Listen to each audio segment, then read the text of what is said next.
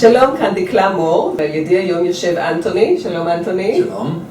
אנטוני מלמד אנגלית בשיטה מאוד מיוחדת, אבל אנחנו עכשיו נעבור לדבר אנגלית, כי אנטוני, האנגלית שלו בסדר, אבל העברית לא כל כך.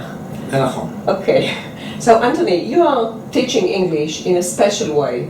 Can you explain what is special about this way? Well, one thing that is very special is the fact that English is my mother tongue. Oh. So I teach English.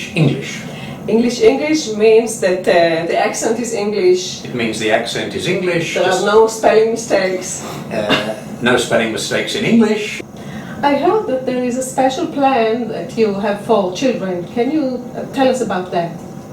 It's not so much a special plan, but it's the way I work in teaching them. Mm-hmm. And that is, till now, primarily what we call personal training, personal tuition. And now we are expanding into small groups. And when I say small groups, I mean really small groups of a maximum of 4 children. Usually, if there are other ways of teaching, it's in much larger groups.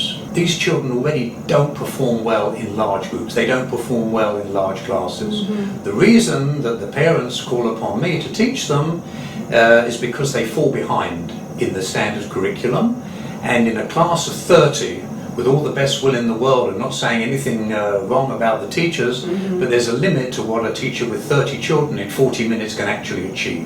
In the summer vacation period, I've organised some special courses called a summer course.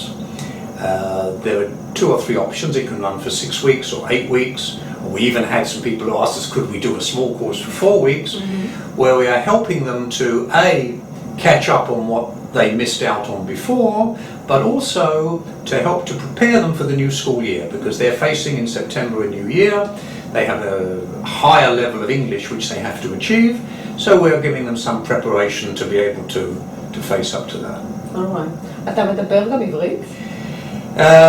אני יכול לדבר עברית, אבל הבעיה, כי העברית שלי זה לא כמו האנגלית שלי. They don't pay me to learn Hebrew. Okay. They pay me to learn English. And as a technique, it's a teaching technique, and this is one of the problems they have in school, that it is very difficult for the teacher to teach a class of 30 students where half of them don't speak any English at all. Mm-hmm. So even in guiding them in what to do, complete the sentence or how do you say this, they inevitably use Hebrew.